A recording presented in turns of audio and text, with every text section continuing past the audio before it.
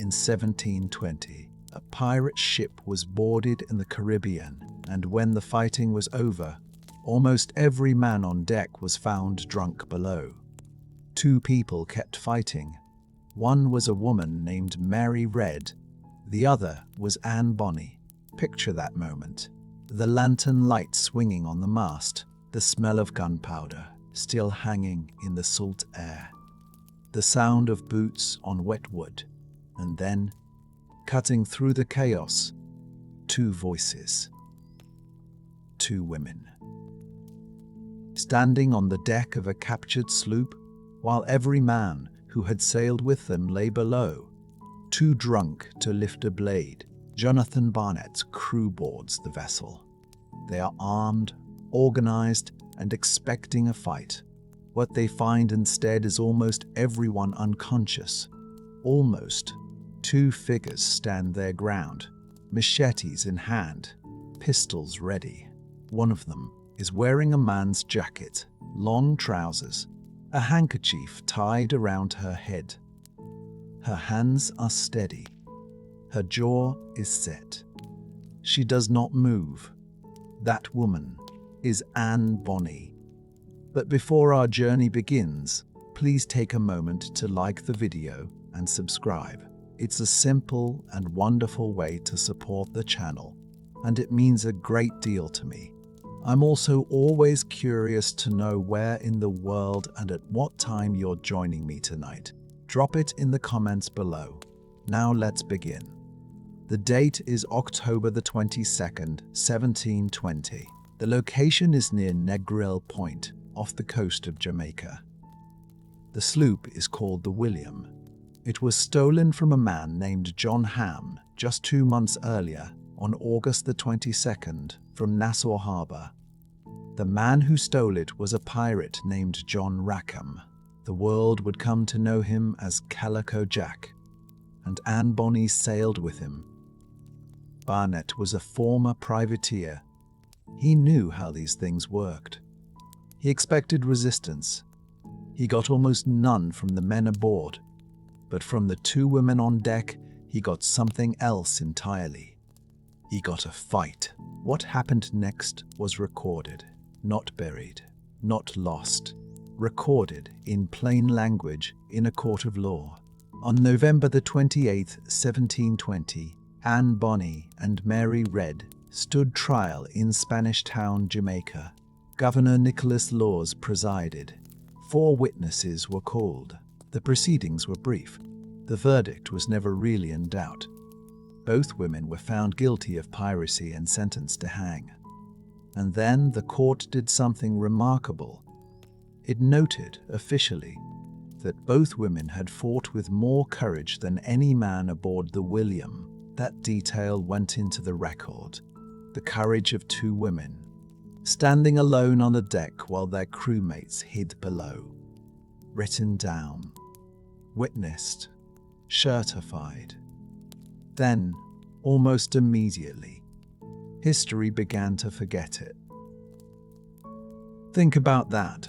A court of law in 1720 officially recorded that 2 women outfought every man on a pirate ship, and for the next 3 centuries that fact got buried under portraits of red-headed women in low-cut blouses, under romance novels, under cigarette cards and Hollywood films.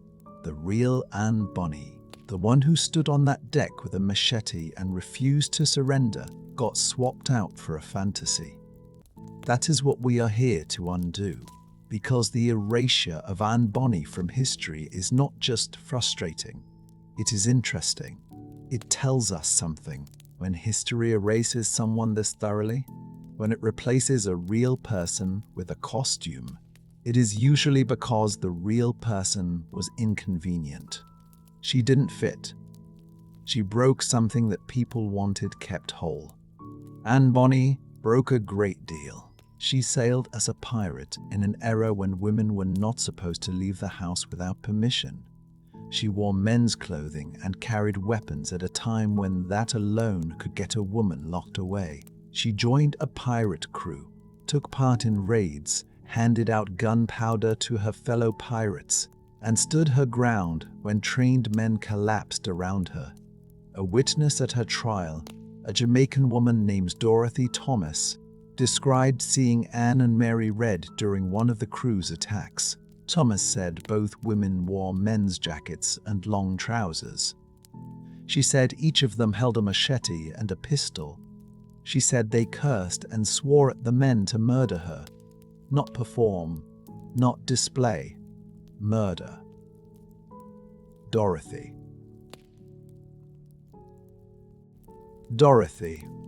Murder. Dorothy Thomas was not describing a decorative figure on the bow of a ship. She was describing a pirate. A working, threatening, dangerous pirate who happened to be a woman. So why do we know so little about her? The honest answer is that almost nothing about Anne Bonny's life before the William can be confirmed. No baptism record, no birth certificate, no family document. Her own trial transcript, the most official record we have of her existence, does not mention her age. It does not mention where she was born. It does not mention a single detail about her life before the sea. What we have instead is a book. Captain Charles Johnson published a work in 1724 called A General History of the Pirates.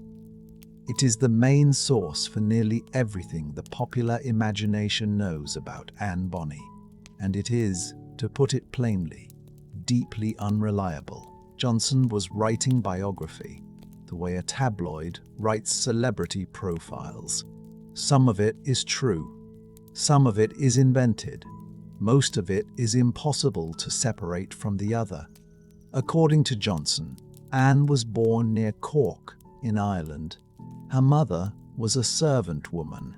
Her father was the servant's employer, an attorney whose wife had been sent away to recover from illness.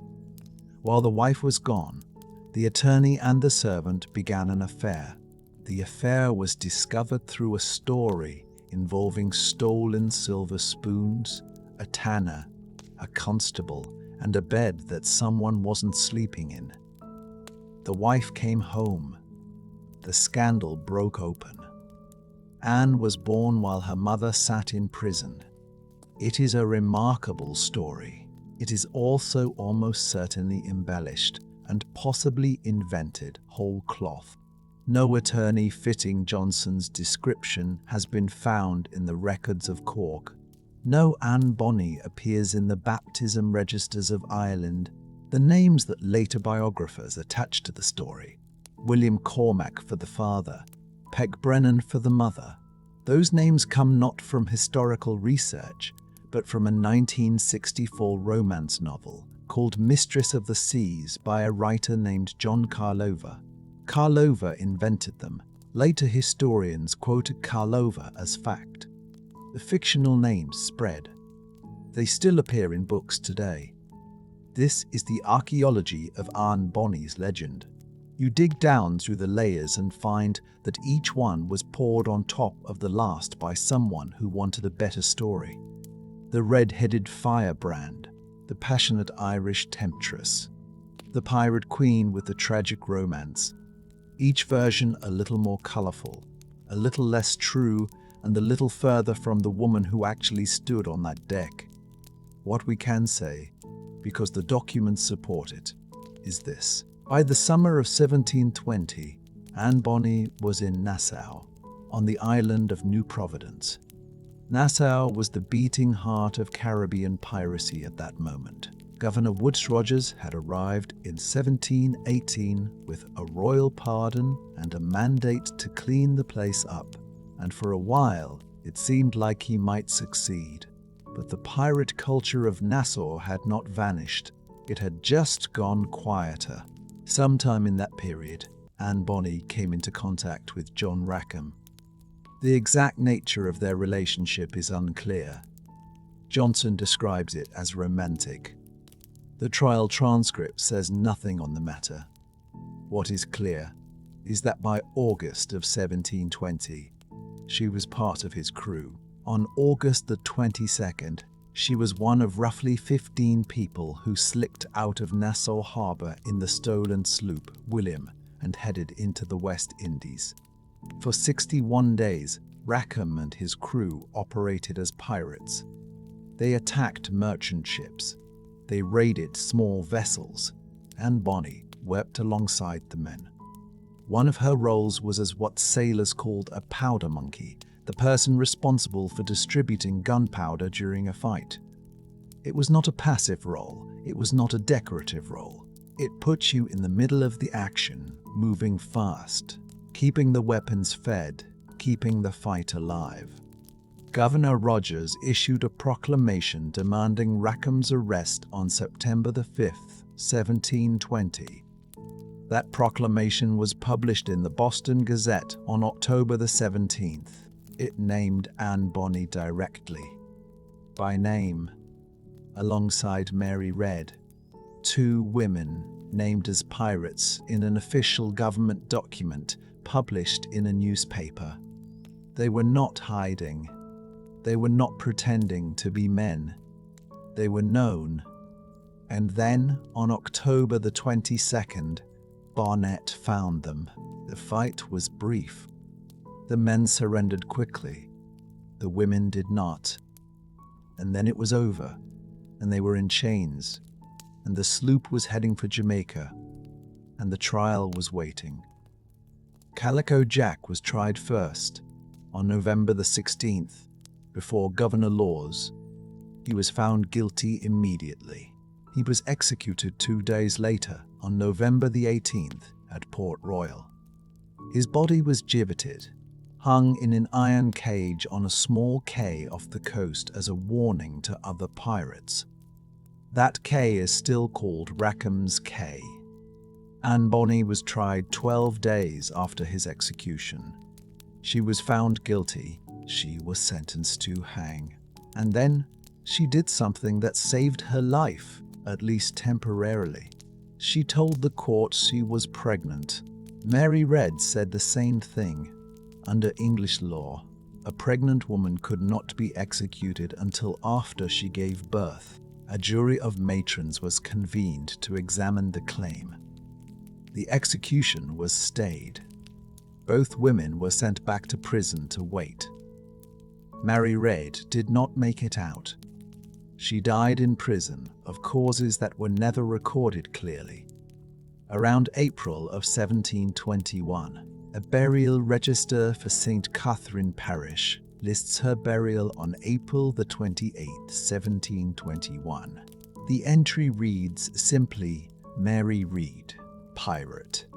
Anne Bonny's fate is less certain. Johnson wrote in his book that she was held in prison after her lying in and reprieved from time to time. He admitted he did not know what became of her. He was certain only that she was not executed, and then the record goes quiet. No release document, no death record, no grave marker, no court filing, no newspaper notice, nothing. For a long time, various writers tried to fill that silence. Some claimed she was freed by her family and lived into old age in the American colonies. Some said she died in 1782 at the age of 82. That story, it turned out, came from the same John Karlova who invented her parents' names. It was later amplified by other books which cited each other in a circle, each one borrowing credibility from the last. The supposed evidence, family papers, a family Bible, was eventually proven false. What we do have is a single entry in a burial register for St. Catherine Parish in Jamaica. The entry records the burial of an Anne Bonny on December the 29th, 1733. No family listed, no ceremony noted, no tombstone, an unmarked grave for a woman buried quietly, without fanfare, in the island where she had been tried for her life 13 years earlier. If that is her, and we cannot be certain that it is, then Anne Bonny lived for roughly 13 years after her trial, She lived without a name in the public record. She lived without leaving a trace, whether that was by choice or by circumstance, or by the grinding indifference of a world that had already decided she was a footnote. We cannot say. What we can say is that she was real. She stood on that deck. She fought when the men around her did not. A court wrote it down. Dorothy Thomas looked her in the eye and remembered it decades later. Governor Rogers named her in a government proclamation. These are not the traces of a legend. They are the traces of a person, and that is what makes the erasure so strange. Not that she disappeared from the record. Countless ordinary people disappeared from the record. But Anne Bonny was not ordinary. She was named by governors, tried by courts, described by witnesses, written about within years of her capture. She left footprints. And then someone, slowly, over decades, replaced the footprints with a painting. A red-headed woman in a flowing shirt, sword raised, hair wild, expression fierce but decorative. The painting is not the person. The trial record tells us what Anne Bonny did in her last hours of freedom. But to understand why she did it, why she stood on that deck when every man around her had given up, we have to go back to the beginning. And the beginning is not the Caribbean. The beginning is Ireland, and it is a scandal that nearly destroyed her family before she was old enough to understand what scandal meant. Before she was a pirate, before she was a fighter, before she was a name recorded in a court document for the wrong reasons, Anne Bonny was a secret. She was born into a lie that her father constructed out of love and desperation. And that lie, the first disguise she ever wore, may have taught her everything she needed to know about surviving in a world that had already decided she didn't belong in it. Picture Cork in the late 1600s, not the postcard version, the real one. Narrow streets slicked with rain, lamplight smearing yellow across wet stone, the smell of peat smoke hanging low over the rooftops like something that had nowhere else to go. This is a city that runs on reputation, on family names and church attendance, and the careful management of appearances. A lawyer in Cork lives or dies by what his neighbours think of him, and William Cormac, by most accounts, had built something worth protecting. He was educated, he was respectable, he had a wife, a household, a career built on the trust of clients who needed a man of good standing to argue their cases. He had, in other words, everything to lose. And then he fell in love with his housemaid. Her name was Mary Brennan. She worked in the Cormac household, which means she cleaned his floors and served his meals and existed, in the eyes of Cork society, as furniture. Not a person with desires. Not a woman capable of capturing the attention of a man like William Cormac. But she did, and somewhere around 1697, perhaps 1698, perhaps as late as 1700, Mary Brennan became pregnant. The baby was Anne. Now, stop for a moment and think about what that meant in that time and place. Illegitimacy was not merely a social embarrassment. It was a legal and spiritual condition. A child born outside marriage carried that fact like a brand. It shaped what property they could inherit, what circles they could move in, and how the church recorded their very existence. For William Cormac, a man whose entire professional identity rested on being seen as trustworthy and morally sound, the birth of an illegitimate child by his own housemaid was not a private matter. It was a catastrophe waiting to become public. His wife discovered it. Of course she did. These things always surface. The discovery tore through the household like a fire through dry timber. Fast. Total. and with the kind of heat that leaves nothing standing. The details of exactly how his wife responded are lost to time, but the shape of it is clear enough. She would not have stayed quiet. A wronged wife in early 18th century Ireland had few legal weapons, but she had one devastating tool available to her. She could talk.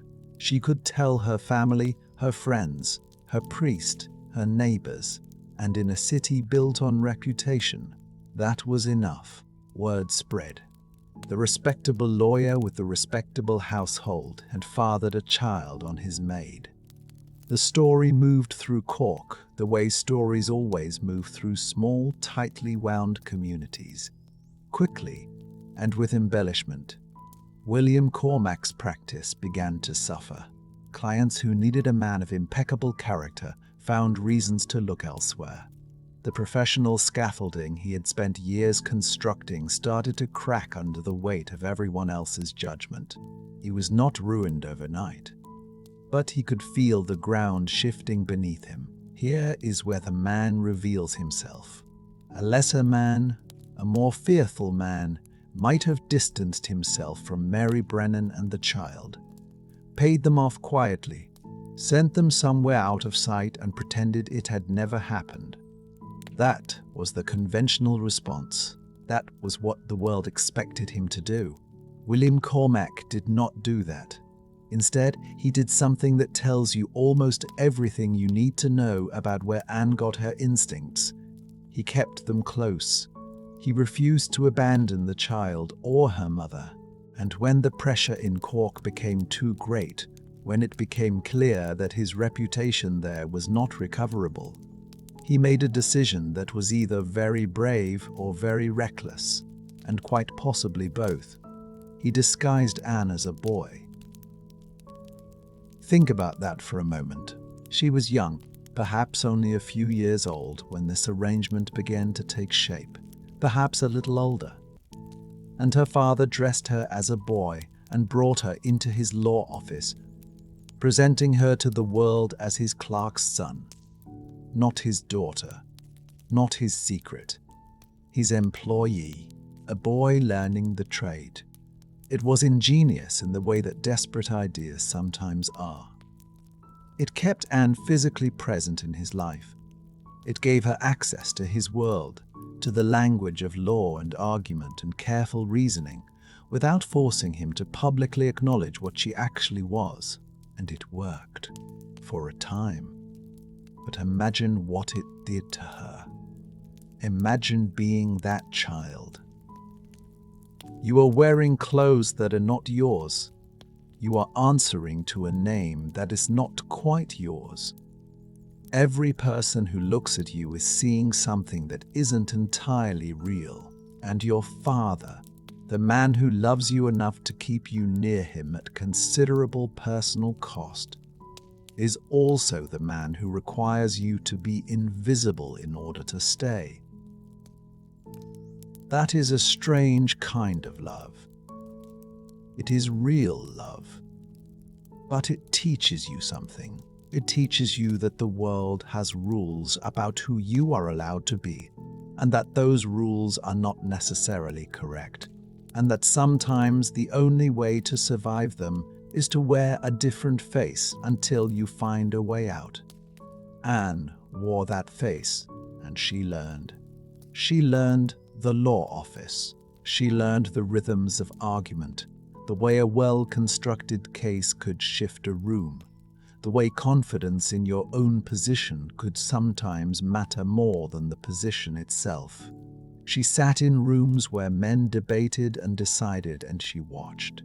She was, by every account, sharp, quick, the kind of child who absorbs everything and reveals nothing. And all the while, the situation in Cork was becoming less tenable. William Cormac was a man of genuine talent, and genuine talent has a way of surviving scandal longer than it probably should. But there are limits. The whispers had become common knowledge. His wife's family had not forgiven him.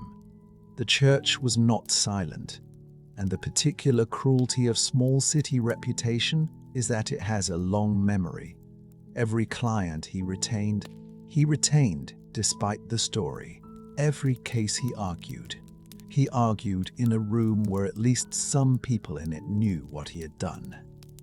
He was tired, and he was watching something in himself diminish.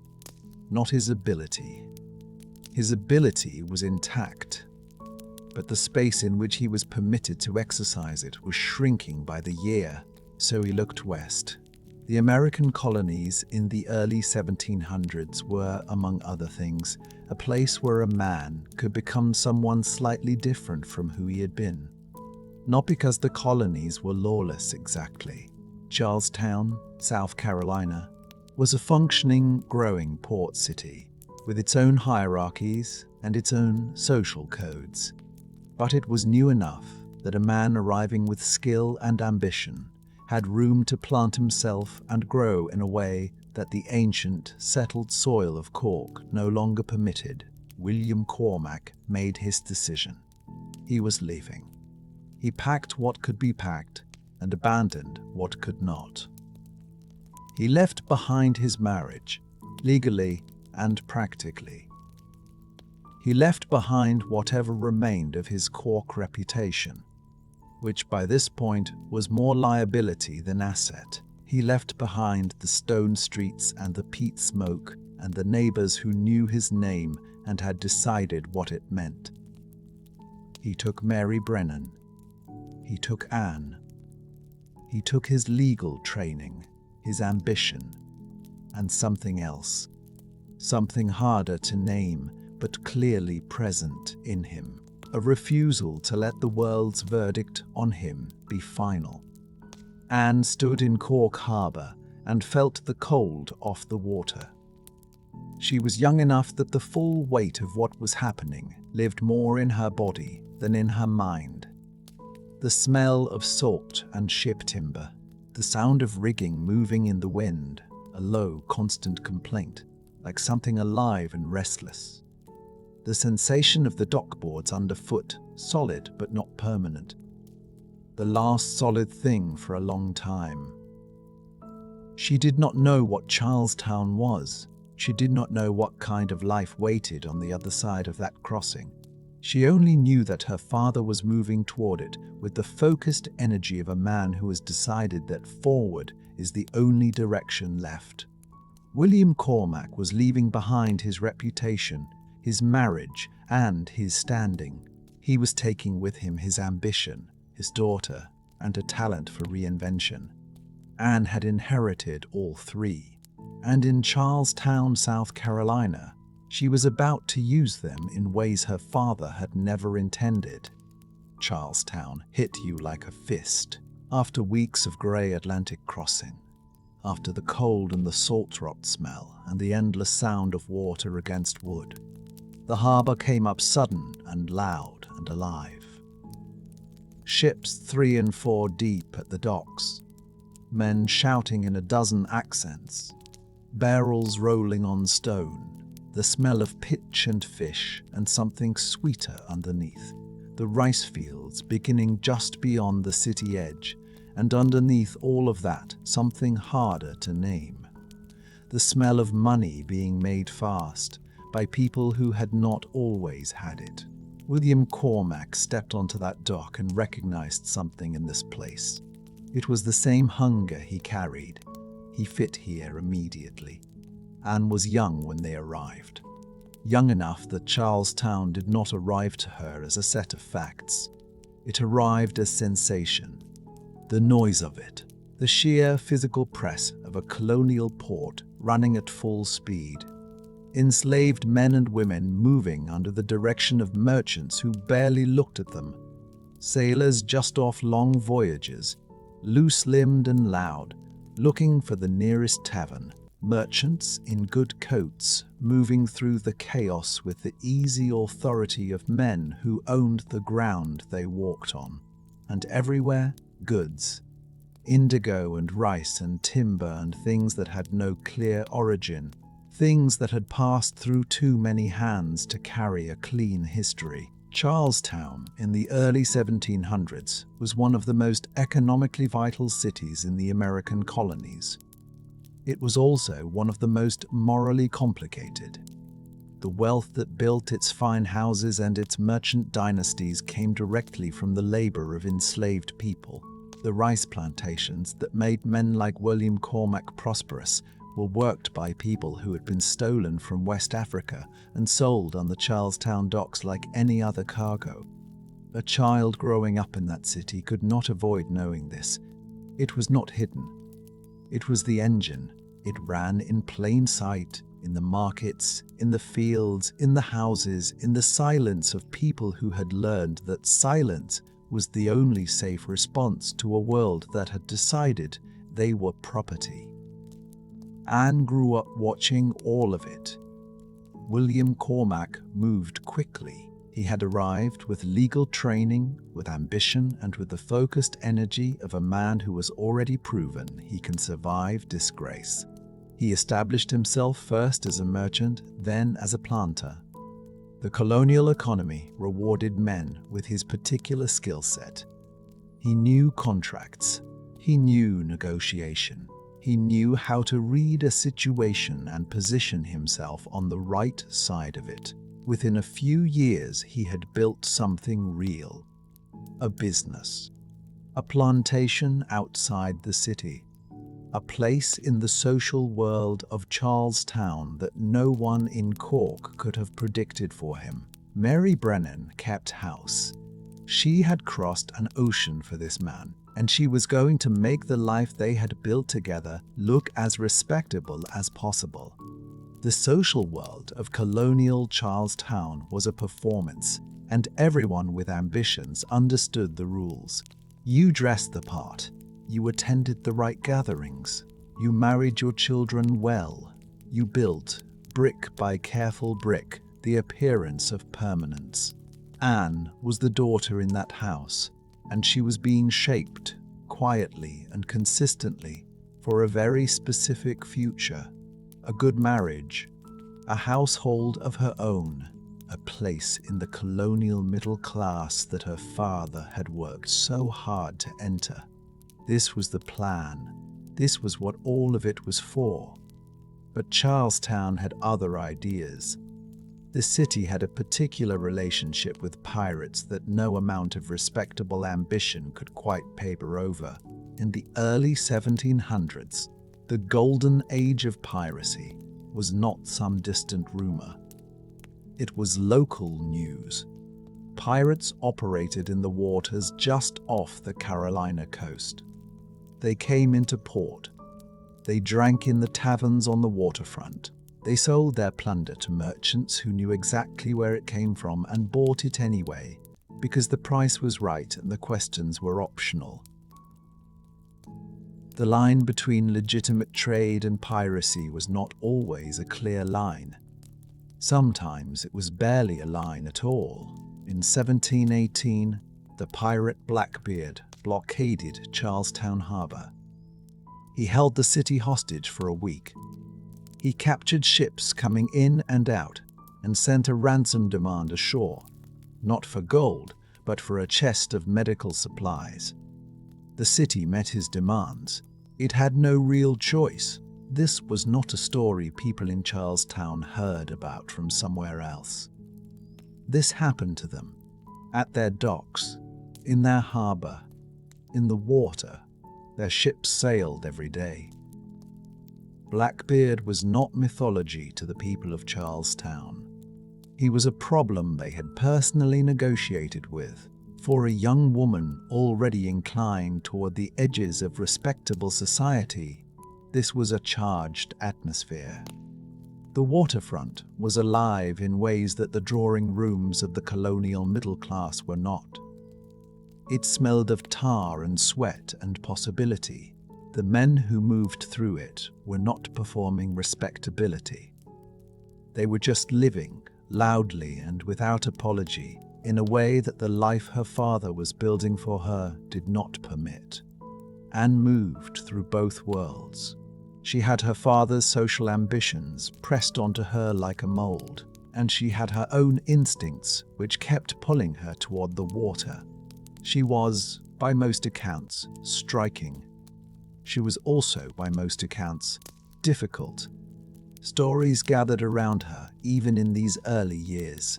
A story, possibly embellished but widely repeated, of a man who tried to assault her and left the encounter considerably worse for the attempt. Whether or not the details are precisely accurate, the story stuck because it fit.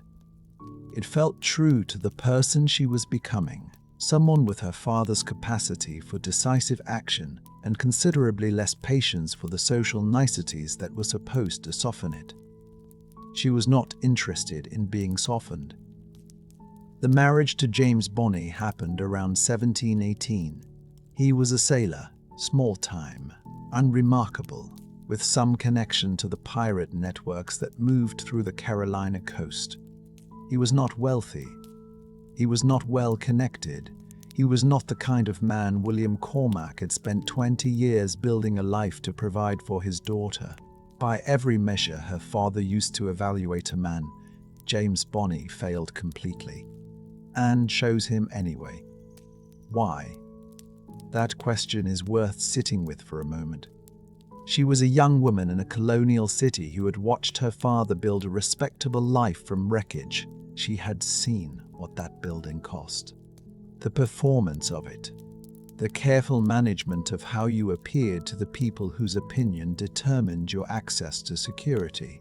She had been shaped by a man who had once burned his own respectable life to the ground and crossed an ocean because he refused to let other people's verdict on him be final. She had inherited that refusal entirely. James Bonny was not, in himself, the point. He was a door. He represented a world that operated by different rules, where the things that made William Cormac's social position secure meant nothing, where a woman with nerve and physical courage and a complete disregard for what the merchant class of Charlestown thought of her might actually find room to be herself. He was a sailor with pirate connections and no prospects, and Anne Bonny looked at him and saw the Atlantic. William Cormac's response was volcanic. He had crossed an ocean to build this life. He had worked for 2 decades to make his daughter's future secure. He had turned the scandal of his Cork disgrace into the foundation of something real and lasting, and now his daughter was throwing it away for a nobody with salt-stained boots and no future. The fury he felt was not simply the fury of a father disappointed in a son-in-law. It was the fury of a man watching his own act of reinvention be rejected by the person he had reinvented himself for. He disowned her. The accounts are consistent on this point. He cut her off completely. The comfortable life, the social position, the plantation he had built outside the city, all of it closed to her. There is a story, recorded but disputed, that Anne herself burned the plantation down in response. A fire set deliberately. A final physical act of severance. Whether she actually did it, the story has the texture of truth about it. It sounds like the act of someone who understood that half measures were useless. If the door is closed, burn the house. Make the separation absolute. Make it so that going back is not even a theoretical option. Anne Bonny stood on one side of that fire, and her father stood on the other, and 20 years of careful building were ash between them. She was somewhere around 18 years old. Think about that, 18 years old, disowned, married to a man who would prove almost immediately to be exactly as unworthy as her father had predicted. The comfortable future gone. The social position gone. The plantation gone. Everything William Cormac had built for her gone, because she had decided that a life built on other people's terms was not a life she was willing to live. This was her father's move. He had made the same calculation in Cork. standing in a harbour with a woman who was not his wife and a daughter who was not his legal child, and a reputation that had decided his limits for him. He had looked at that future and refused it. He had chosen the unknown over the acceptable. Anne had just done the same thing. With less planning, with worse judgment in her choice of companion, with the particular recklessness of someone who is 18 and has not yet learned that the costs of burning things down are real and lasting. But the shape of the choice was identical. The refusal was identical. William Cormac had spent 20 years building something for his daughter. She had just walked away from all of it for a man who would prove almost immediately to be unworthy of the sacrifice. But Anne Bonny was not the kind of woman who made mistakes quietly, and James Bonny was not the end of the story. He was the doorway into the world she had actually been looking for. That world had a name. It was called Nassau. Nassau hit you like a fever. Not the elegant kind, the kind that makes your hands shake and your vision blur and your whole body forget what it felt like to be cold and careful and respectable. The harbour in 1718 was lined with careened ships tilted on their sides in the shallows, hulls scraped clean by men who worked half naked in the sun. Fires burned on the beach at all hours. Music poured out of tavern doors that never seemed to close. The air smelled of salt and wood smoke and rum, and something underneath all of it, something animal and alive that you could not name but could absolutely feel in your chest. Anne Bonny walked into all of that as a wife. She would not stay one for long.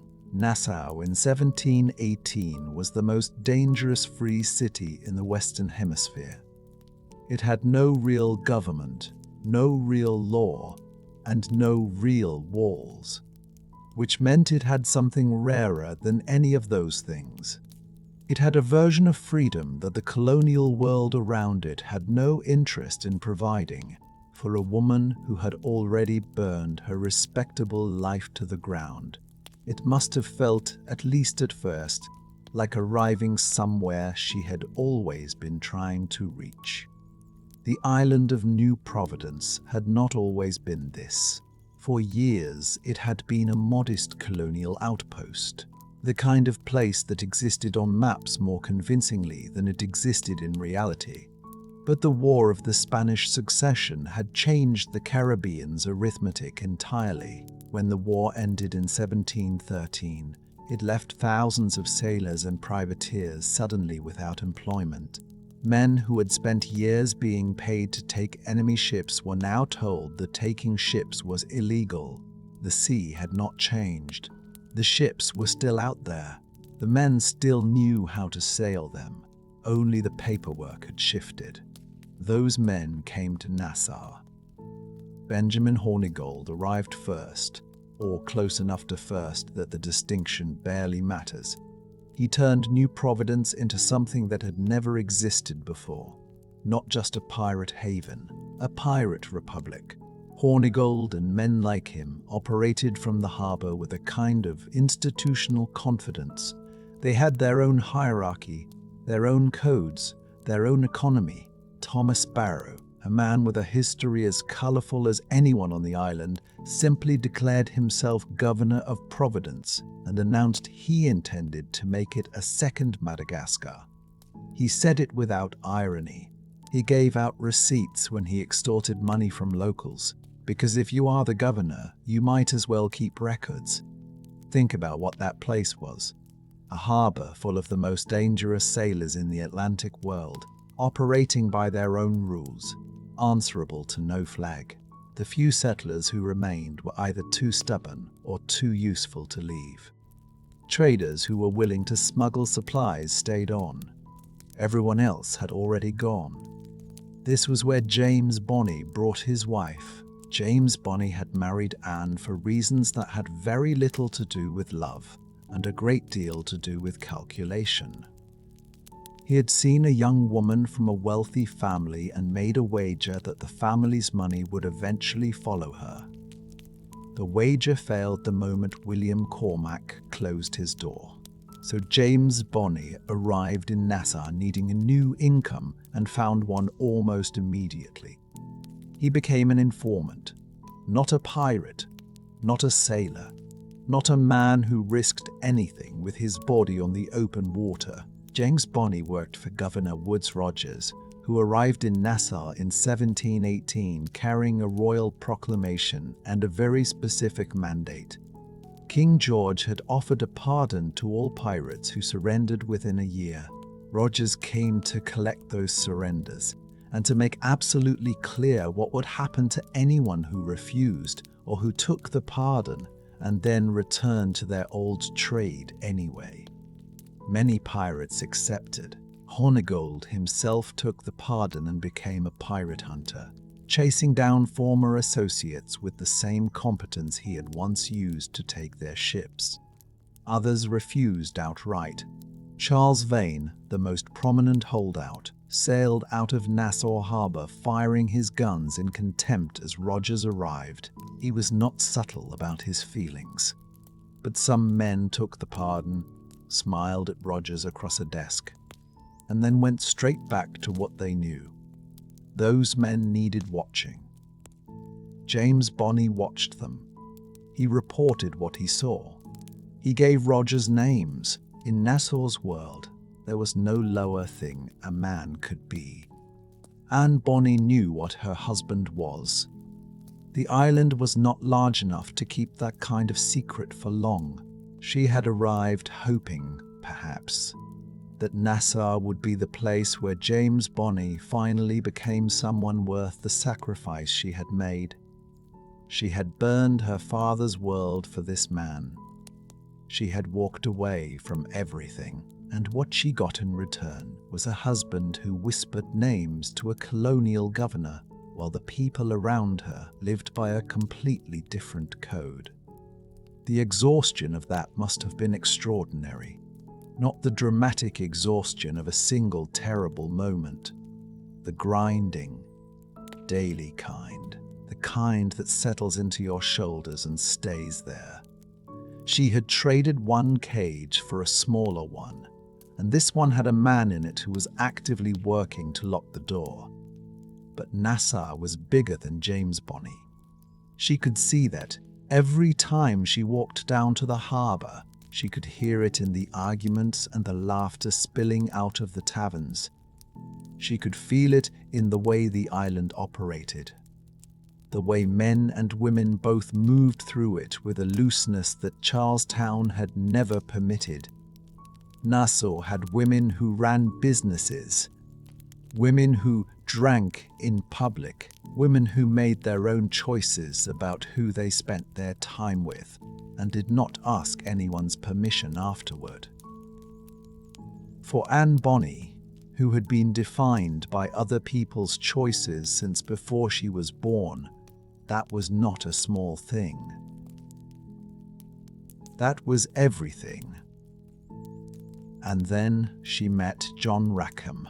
His name in Nassau was Calico Jack, and you knew immediately why.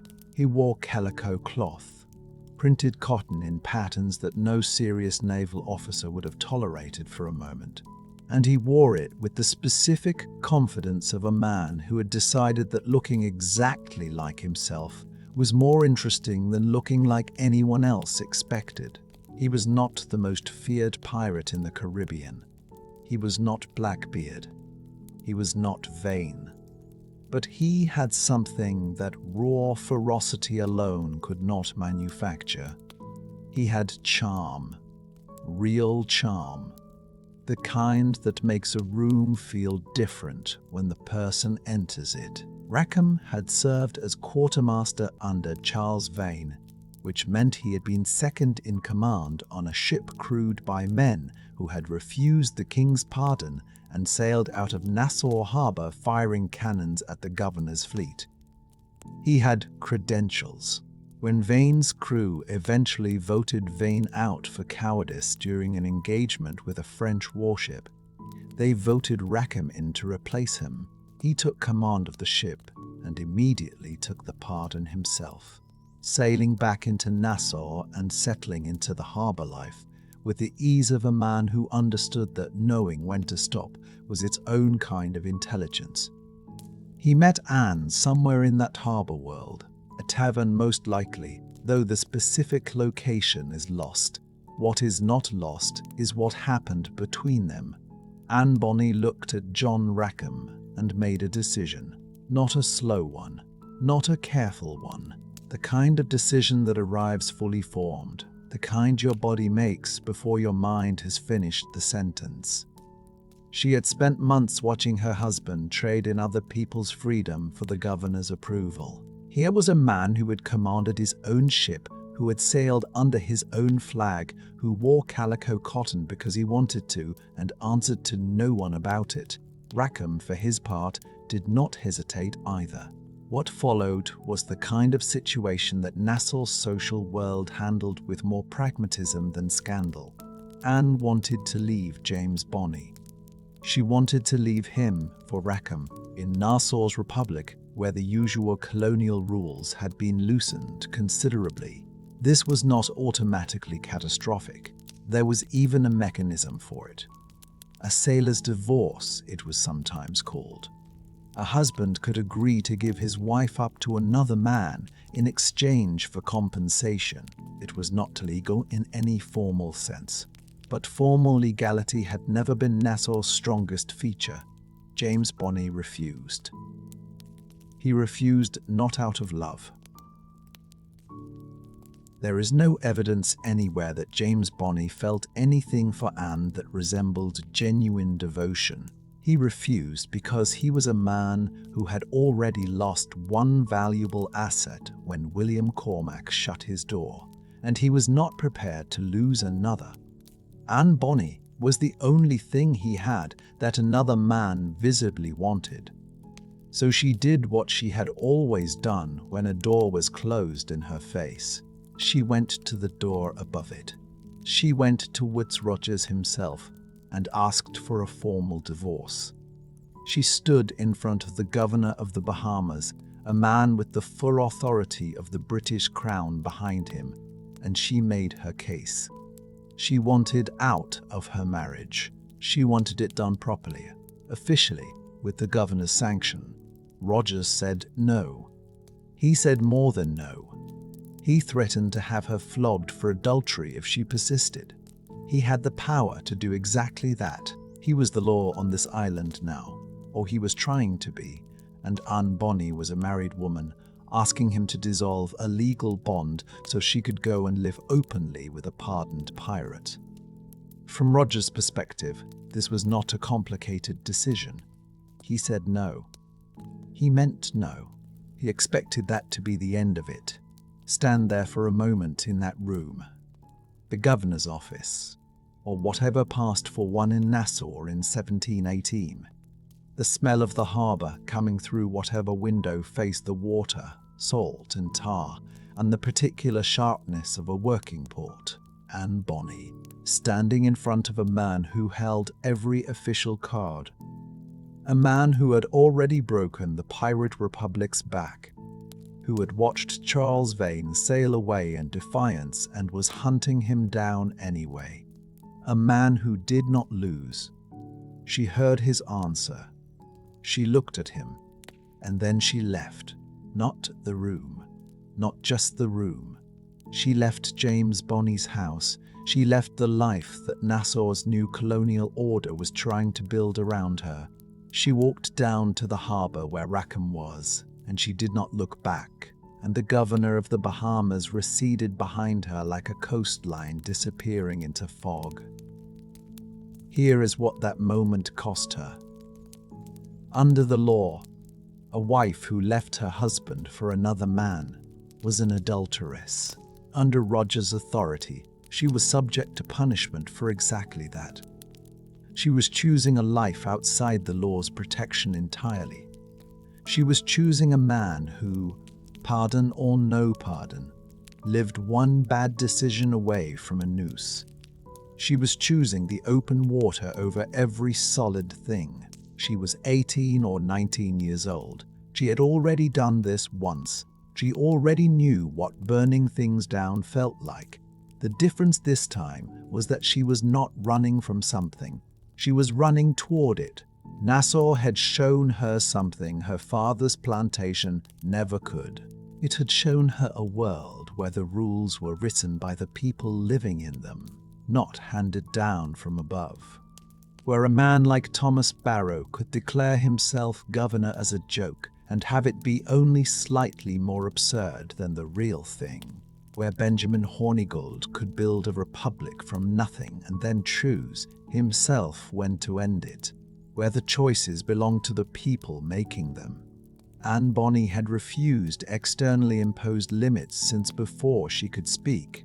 She had refused the limits of her birth. She had refused the limits of her gender in Charlestown. She had refused her father's careful architecture of respectability. She had refused James Bonny's smallness. And now she had refused the governor of the Bahamas. Every refusal had cost her something. Every single one. And every single one had also moved her closer to the life that was actually hers. Woodes Rogers had the power to say no. He said no. Anne Bonny heard him, considered his answer, and left with Calico Jack regardless. The governor of the Bahamas had just told Anne Bonny what she could and could not do. It was, historically speaking, a mistake, because Anne Bonny had never once in her life accepted an answer she didn't choose herself. And what came next was going to prove it. On the night of August the 22nd, 1720, Nassau Harbour was quiet. The kind of quiet that only exists when people are pretending not to notice something. Torches burned low along the docks. The water barely moved, and somewhere in that darkness, figures were moving along a pier, hands on ropes. Voices kept to almost nothing. The sloop was called the William. She belonged to a man named John Ham, a former pirate turned privateer, which in Nassau meant a man who had traded one kind of danger for another. She sat at anchor, and she was about to be stolen. Anne Bonny helped with the lines. She helped with the sail. And when the William cleared the harbour mouth and caught the first breath of open wind, she was standing on the deck, not hiding, not watching from a distance. There. She was a pirate now. By any law the Crown could name, she was an enemy of it. She was 22 years old, or close enough, and she had never in her life felt more like herself. Imagine what that moment smelled like. Salt water, and old rope, and the faint char of a lantern being shuttered fast.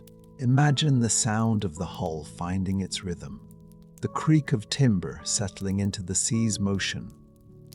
Imagine the feeling of the deck shifting under your feet for the first time, and choosing to stay upright. Choosing to love it. John Rackham had assembled a small crew, 13 men, give or take, willing to throw their lot in with a captain already marked for arrest by Woodes Rogers. Some of them had likely taken the king's pardon and broken it. Some of them had probably never taken it at all. What they shared was a decision. They had signed the articles, or were about to. They had chosen the account. Pirate articles were not romantic documents. They were working agreements. Every man who signed put his mark to a code that governed everything from how the plunder would be divided to what happened if you struck a crewmate, to when the candles went out at night. Bartholomew Roberts had articles. John Phillips had articles. They were blunt, practical, sometimes brutal. The share you received depended on your rank. The punishment for stealing from your own crew could be marooning. For cowardice in battle, whatever the captain and the majority thought fit. And there was almost always, in some form, a rule about women. Robert's articles stated plainly that no boy or woman was to be allowed among them. Philip's articles threatened death to any man who forced himself on a woman prisoner. The codes varied, but the anxiety was consistent. Women on a ship meant conflict. Women on a ship meant distraction. Women on a ship meant trouble. Anne Bonny was on the ship, and the ship was already gone. What her precise role was in the daily operations of the William, the records do not say in detail. What they do say is this: a witness named Dorothy Thomas, who encountered the crew during their raids, described Anne wearing men's clothes, a jacket, long trousers, a handkerchief tied about her head. She had a machete in one hand and a pistol in the other. She was cursing. She was swearing at the men to kill. Thomas knew she was a woman, she said, from the largeness of her breasts. The record also tells us that Anne worked as a powder monkey. She handed out gunpowder to the crew during engagements. It was not a glamorous job. It was a dangerous one. You moved fast, in the middle of chaos, between men who were firing and being fired at, and you made sure they had what they needed to keep fighting. You were, in that role, essential. You were also completely exposed. She did it anyway. Life aboard a small pirate sloop in 1720 was not the life that later paintings suggested. The William was not a large vessel. The Caribbean in late summer was hot in a way that soaks through everything, the air thick and wet, the sun bouncing off the water in a flat white glare that made your eyes ache by noon. Below deck, the smell was unwashed, bodies and bilge water and whatever provisions were left in the hold. Sleep happened in shifts, in cramped spaces, on surfaces that moved constantly beneath you. The hierarchy of the ship was real but informal. The captain decided when to fight. The quartermaster managed everything else. Everyone else fit in where they fit. For 2 months, from late August into October of 1720, the crew of the William worked the West Indies. They took merchant ships. They raided along the Jamaican coast. They were small enough to move fast and bold enough to move at all, which in that moment was sometimes enough. On September the 5th, Woodes Rogers issued a proclamation demanding their arrest. It was published in the Boston Gazette on October the 17th. The proclamation named Rackham. It named his crew, and it named, specifically, Anne Bonny and Mary Read, both of them, by name, on an official government document. 2 women on a pirate sloop, already notorious enough to be called out by the governor of the Bahamas. Mary Read. She had been aboard the William since the beginning. She had signed on with the crew at Nassau, dressed as a man, passing without apparent difficulty among a company of men who either did not notice or did not say so. She was, by any measure, extraordinarily good at it. She had been doing it in one form or another for most of her life. Here is what is known about Mary Read. She was born illegitimate. Her mother had been widowed and then had an affair, and Mary was the result. A child who could not be acknowledged openly without destroying what little her mother had left. So her mother made a decision. She dressed Mary as a boy. She passed her off as her legitimate son who had died. She did it to collect money from a relative who would only support a male heir. The deception worked, and Mary grew up in it. She did not stop when she was grown. She enlisted in the British Army. She served. She fought in Flanders, in the wars that consumed Europe in the early years of the century. She was a soldier in the middle of actual warfare, and no one around her knew she was a woman. At some point, she fell in love with a fellow soldier. revealed herself to him, and they married. They ran a tavern together in the Netherlands for a time. Then he died. After his death, she put the men's clothes back on. She took ship. At some point she ended up in the Caribbean, on a vessel that was taken by Rackham's crew. Whether she joined willingly or was pressed into service, she was aboard the William by August 1720, and she was still dressed as a man. Think about that for a moment. 2 people on the same small ship, both of them women, both of them living outside every rule that their world had tried to impose on them. One of them had been doing it since childhood, trained into it by necessity, hardened by military service and widowhood, and the specific kind of grief that comes from watching the one safe thing you built disappear. The other had chosen it, repeatedly, at each new crossroads, burning down comfort in favor of something realer. They did not know about each other. Not yet. Anne had apparently noticed the new crew member. There is something in the account that suggests she was drawn to this particular figure in a way that made Rackham uneasy. The story, as it has come down, says that Anne suspected something, that she found herself watching this person, that there was something she could not quite name in the attention she was paying. And then she found out. Picture the moment. A small ship, somewhere in the Caribbean, the water green and deep, the sun already dropping toward the horizon, the air still carrying the day's heat in the rigging. Anne Bonny looks at the person she has been watching, and she sees what she has been trying to see clearly. Not a man, a woman. A woman who had been standing in plain sight the entire time, invisible because no one thought to look for her. Anne does not say anything for a long moment. She just looks. Mary Read had served in armies. She had buried a husband. She had crossed an ocean in men's clothes and ended up on a pirate sloop in the Caribbean, and she had kept going because stopping had never been an option she recognized. She was, in every way that mattered, someone who had decided early that the world's rules were not written for her and had acted accordingly every single day for her entire life. Anne Bonny had been doing the same thing, but she had been doing it alone. 2 women, 2 lives built outside the lines.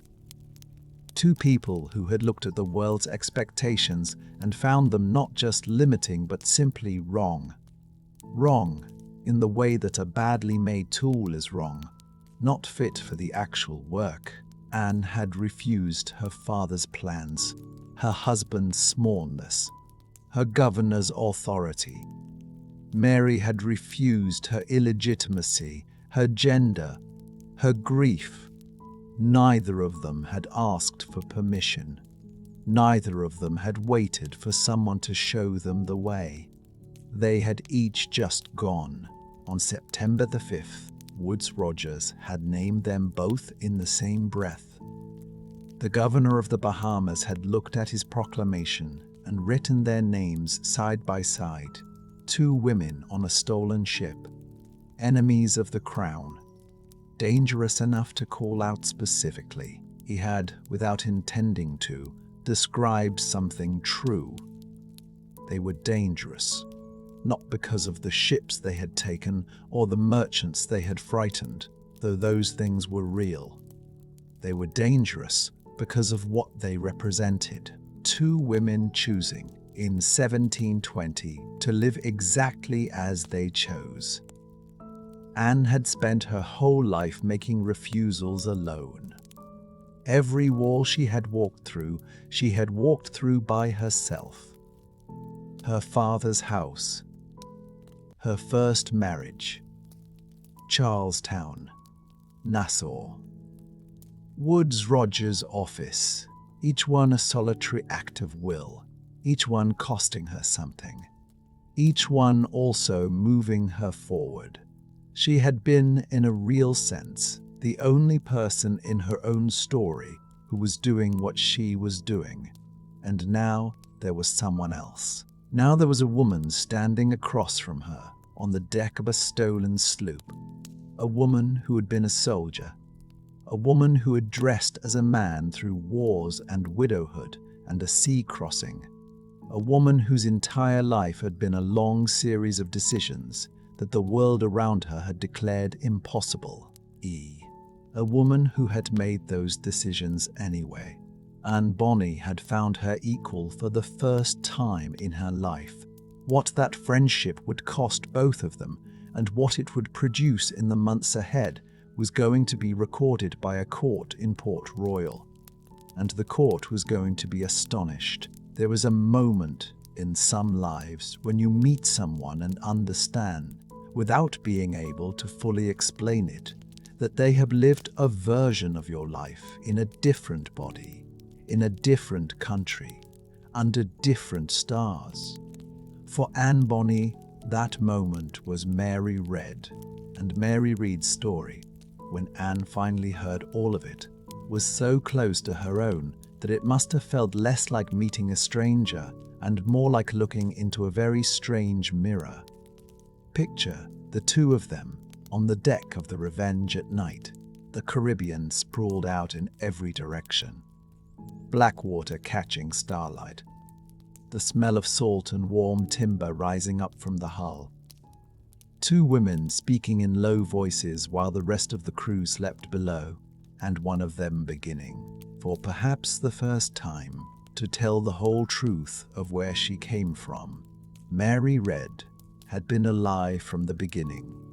Not her own lie, someone else's.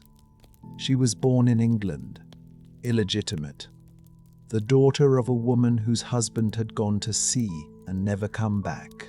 Her mother had another child before her, a legitimate boy, and that boy had died.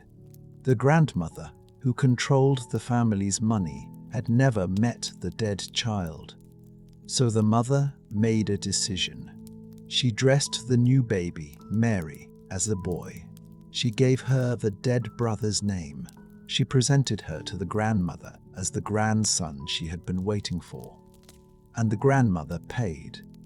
Every visit, every allowance, every coin that kept them alive, came through that deception. Mary Read entered the world wearing a costume that was not hers, playing a role she had not chosen, surviving because her mother had the nerve to do what had to be done. Sound familiar? Anne Bonny had been dressed as a boy too. Her father, the attorney from Cork, had paraded her through his household as the son of a friend, hoping to keep the scandal of her birth from destroying what was left of his reputation. Two girls, two countries, two mothers who had looked at the world's rules and decided that survival mattered more than compliance. The parallels were not loose or approximate. They were almost exact. But Mary's story didn't stop there. It kept going. It got stranger and harder and more extraordinary with every chapter. When the grandmother died and the money dried up, the disguise lost its purpose. Mary grew up. She needed work, so she found work the only way available to someone who had spent their entire childhood learning to move through the world as a man. She enlisted. She joined the British Army, dressed as a soldier, and went to war. This was Flanders.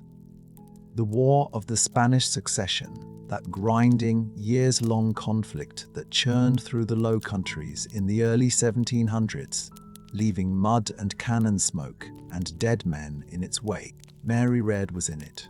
She served in the infantry, then moved to a cavalry regiment. She carried a musket.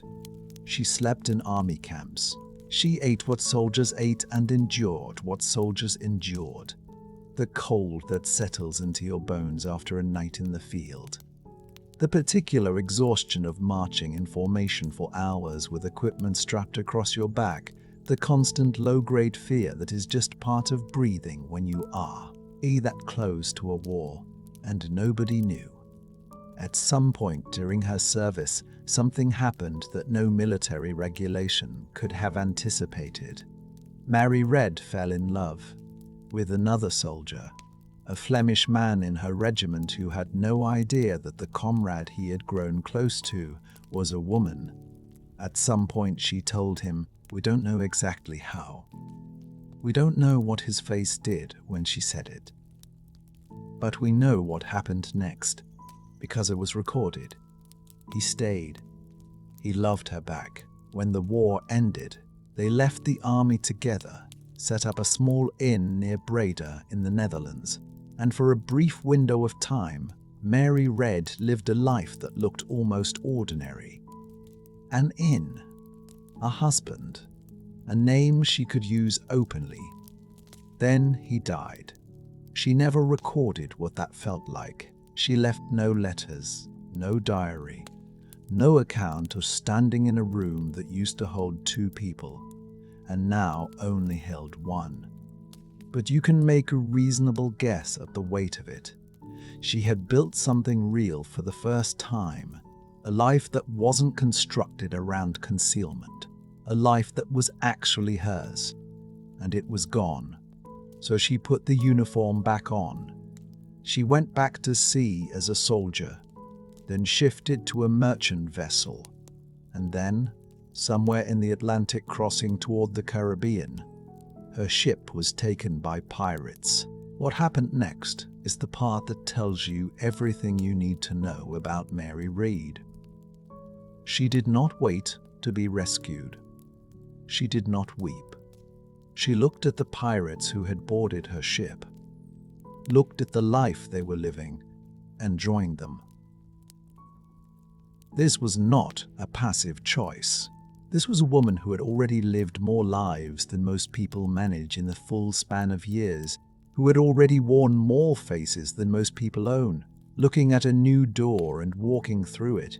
Just like that, she ended up in the Caribbean. She ended up, eventually, aboard the Revenge, and she ended up standing across from Anne Bonny on a deck in the warm dark, and Anne looked at her, and the shock of recognition must have been almost physical. Here is what the court record actually tells us about the 2 of them in those final months.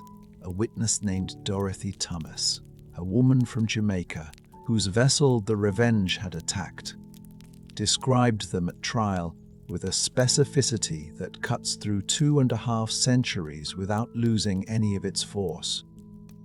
They wore men's jackets, she said, long trousers, handkerchiefs tied about their heads. Each of them had a machete and a pistol in their hands. They cursed and swore at the men to murder her. Dorothy Thomas knew they were women, she said, from the largeness of their breasts. Read that testimony again and let it settle. 2 women, armed in men's clothes, cursing at a terrified witness and demanding violence. Not hiding at the back of the ship, not watching from a safe distance. At the front, in the action, doing the thing. The court record doesn't describe women who were passengers on the pirate ship. It describes women who were pirates.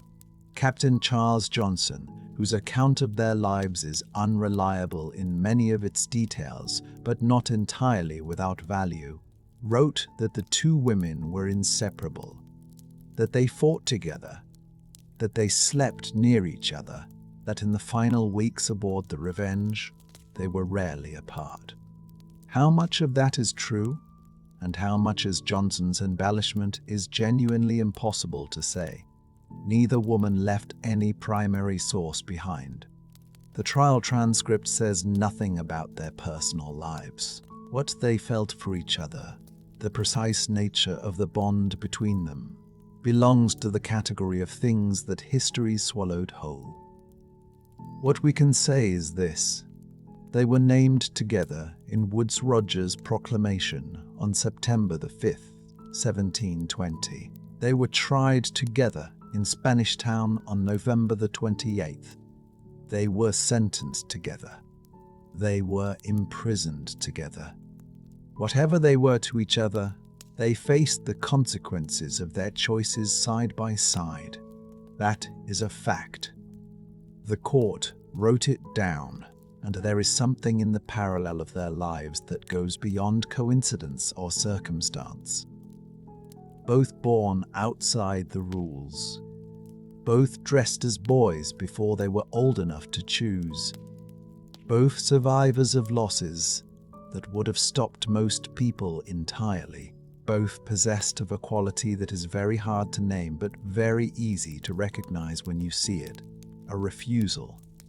A deep structural refusal to accept the shape the world was trying to press them into. Not defiance for its own sake. Something quieter and more fundamental than that. Just a persistent, unshakable insistence on continuing to exist on their own terms, whatever those terms required, whatever those terms cost. Mary Read had paid for it with years of her life lived in disguise, with a husband she had loved and buried, with wars she had fought in a uniform that was never legally supposed to contain her. She had crossed an ocean and survived a capture and boarded a pirate ship and still kept going. She had not stopped. She had not stopped. She had never once stopped. Anne Bonny had walked out of her father's house, out of her first marriage, out of Nassau, out of every room that tried to hold her. She had handed out gunpowder on a stolen sloop and sailed into the West Indies with a crew of men who had learned, quickly, not to underestimate her. She had not stopped either. So when these two women looked at each other in the autumn of 1720, somewhere in the warm dark above the Caribbean, there was no performance in it, no pretending, no version of themselves calibrated for someone else's comfort. Just two people who had each, in their own way, walked the same long road and arrived at the same place and found the other one already standing there. That is rare, in any life, in any century. The Revenge moved through the West Indies, through September and October of 1720, 2 months of attacks on merchant ships, of gunpowder and shouting, and the particular smell of a ship that has been at sea for weeks. Salt and sweat and rope tar baked into everything by the Caribbean sun. Anne and Mary were part of all of it. Not observers. Participants. The court testimony would make that plain. They had 3 months together on that ship. They didn't know that. Nobody standing on that deck in the warm September nights, speaking in low voices while the water moved beneath them, knew that the clock was already running, that Jonathan Barnett's sloop was somewhere out there in the same sea. That October the 22nd was coming. But it was. 2 women. 2 lives constructed entirely around the refusal to be what the world demanded. 2 people who had each discovered that the only way to survive was to stop asking permission. They had 3 months left together. They didn't know that. And in those 3 months, the Revenge was going to do something that would bring the full weight of the British colonial system down on both of them.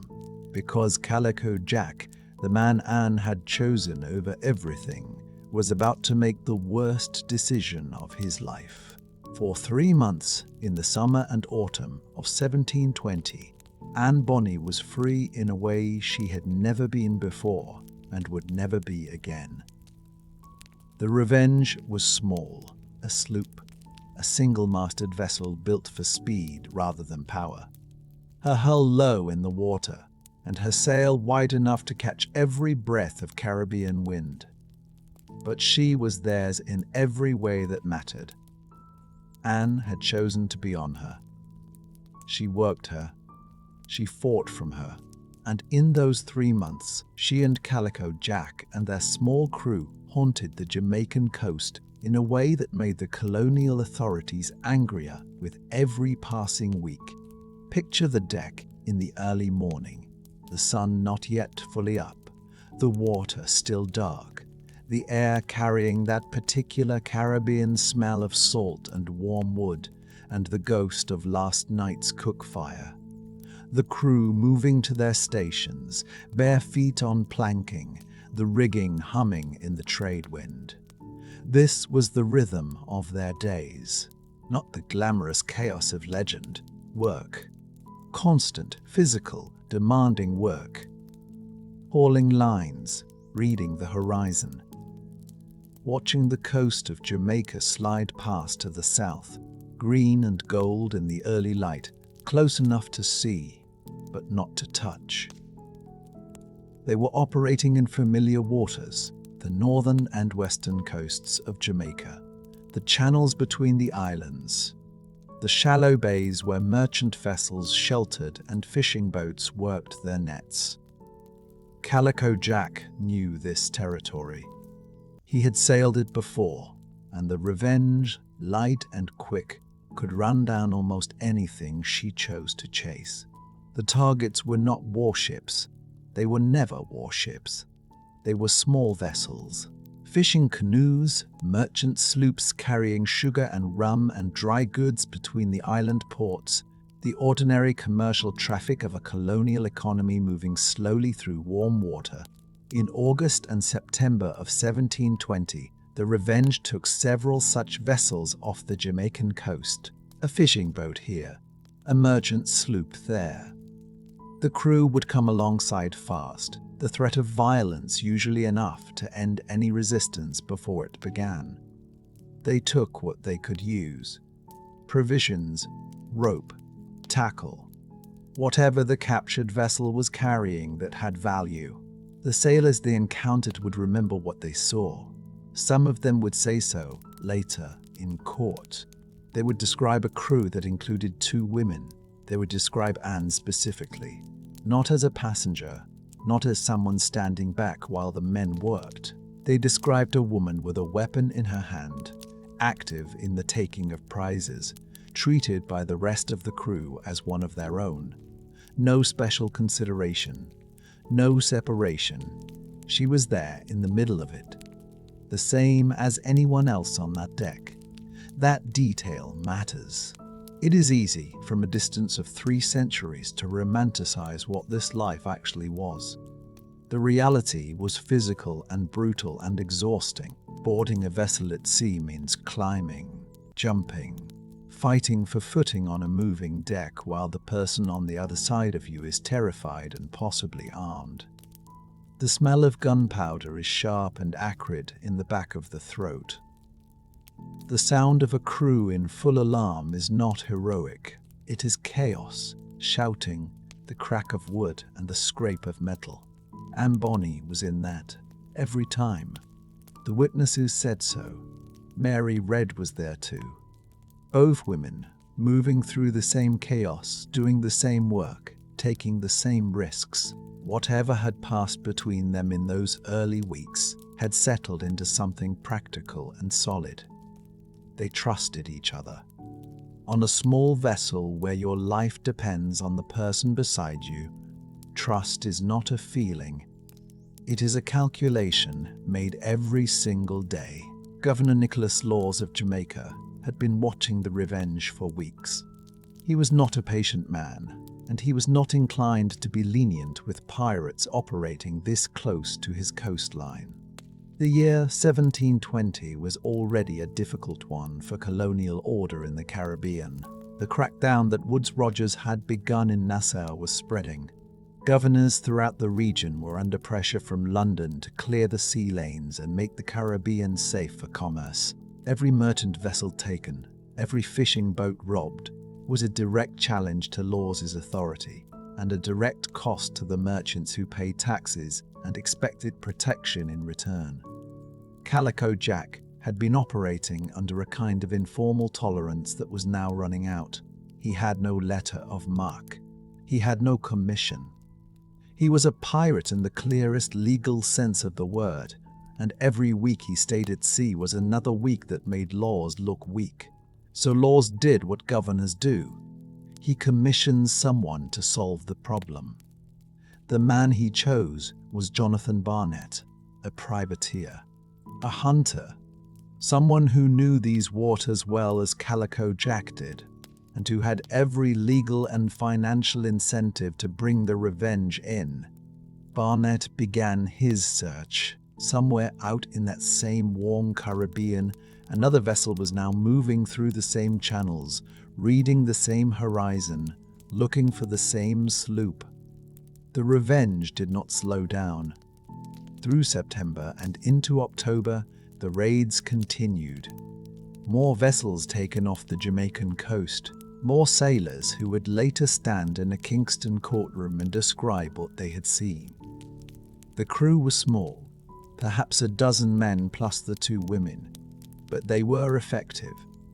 They knew their territory. They moved fast. And for a few weeks more, it worked. But the sea is not as large as it looks, not in those waters, not with someone actively searching for you. October arrived. The days were still warm, the nights clear, the stars over the Caribbean brilliant in a way that people who have never been far from city lights cannot fully imagine. The crew of the Revenge had been at sea for 3 months. They were tired in the way that people who work physically every day become tired. Not broken, just worn. The kind of exhaustion that settles into your shoulders and the backs of your knees and makes the idea of a quiet anchorage feel like the best thing in the world. They found one at Dry Harbour Bay on the northern coast of Jamaica, a sheltered place, protected from the open sea, the kind of bay where a small vessel could rest without worrying about weather or traffic. They had taken a prize recently. There was rum. The mood on the Revenge that evening was the mood of people who had been working hard and were now, for a few hours, not working at all. Most of the crew went below. The rum had been flowing for hours. The laughter and the voices you could hear from the deck were the sounds of men who had stopped being vigilant, just for one night, just because they were tired, and the night was beautiful, and the danger felt far away. It always feels far away, right up until it doesn't. Anne was awake. She had not gone below. The deck of the Revenge under a sky like that, the warm air moving off the Jamaican hills, the water barely disturbing itself against the hull. You can understand why someone would want to stay up there, why someone who had spent most of her life being told where to stand and what to do and who to be, would want to stay on deck in the dark and breathe the free air for as long as possible. Mary was awake too. Calico Jack was not. That is the fact that will define everything that follows. The man Anne had left her marriage for, the man she had crossed open ocean with, the man whose name is attached to her story in every account ever written, was below deck with the rest of them, while the night turned dangerous around his ship. What Anne and Mary heard first is not recorded. Maybe it was oars. Maybe it was the creak of a hull moving through still water. Maybe it was just a shape against the stars that should not have been there. Barnett's sloop was approaching in the dark, running quiet, coming in from the open sea toward the sheltered bay where the Revenge sat still and lit and unguarded. The rum had been flowing for hours. Most of the men were below. The stars were out. It was, by any measure, a beautiful night in the Caribbean. Anne Bonny was awake. Mary Read was awake. Calico Jack was not. And the sound they heard next, the sound of another vessel coming alongside in the dark, was the sound of everything ending. The hull hit first. That sound, wood against wood in the dark, is the sound that ends the story of the Revenge. Jonathan Barnett did not announce himself. He came in quiet, his sloop running with the current, no lights that the men below would have seen, even if they had been looking. They were not looking. They were drinking and laughing and sleeping in the warm belly of a ship that felt in that moment, like the safest place in the world. It was October the 22nd, 1720, and the night was about to become something none of them would ever stop reliving. Anne heard the hull make contact before she saw anything. The sound travels differently on open water at night. It comes up through your feet before your ears register it. She would have felt it in her legs, that deep wooden knock, and known immediately what it meant. Mary Read would have known too. Both women were on deck. Both women were armed. And both women were about to fight a battle that every man below them had already lost without knowing it. Barnett's men came over the rail fast. That is how boarding actions worked. You did not climb politely.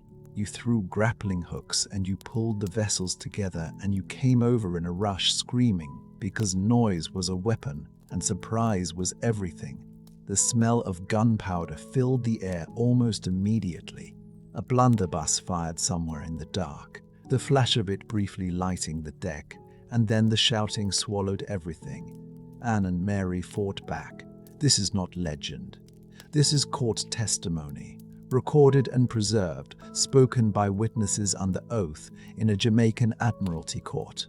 The women on deck of the Revenge were the only effective resistance Jonathan Barnett's crew encountered that night. Think about what that means.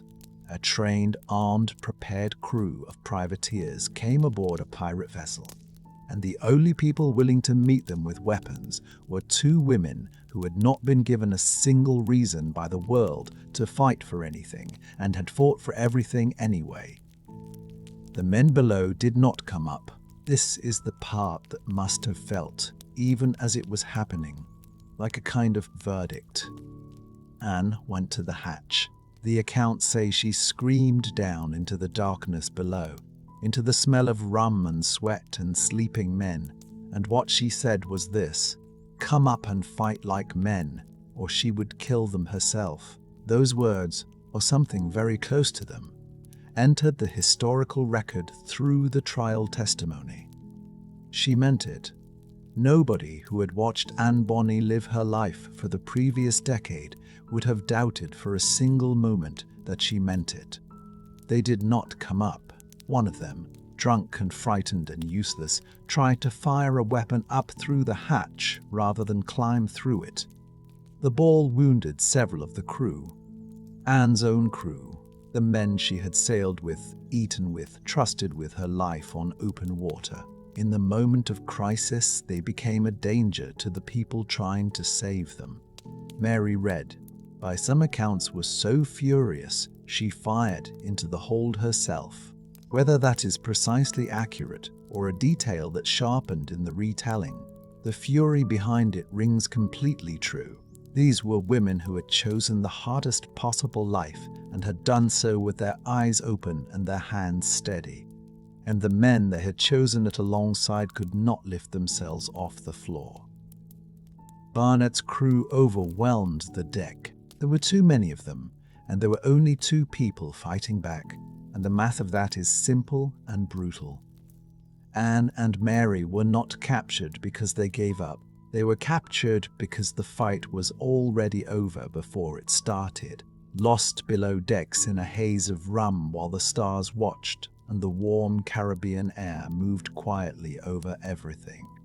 The arrests were made in the dark. By the time the sun came up, the crew of the Revenge was in chains, and Jonathan Barnett was sailing for Jamaica with his prize. The Revenge, that fast and beautiful little sloop that Anne had helped take and had sailed on across open water, was now a captured vessel being towed toward a dock and a courtroom and a gallows. The trial moved quickly. Admiralty courts in the Caribbean in 1720 did not waste time. The crew of the Revenge was tried in November of that year in Spanish Town, Jamaica, and the outcome was never seriously in doubt. Piracy carried a mandatory death sentence. The men were convicted. Calico Jack Rackham, the man whose red and black flag had flown over the Revenge, the man whose name had been enough to make merchant captains nervous for years, was sentenced to hang. He was executed on November the 18th, 1720. His body was displayed in a gibbet at a point of land outside Port Royal, a warning to other pirates that the sea was no longer theirs. The spot is still called Rackham's Cay. The sea remembers, even when everything else forgets. But before the execution, there was a meeting. Anne was brought to see him.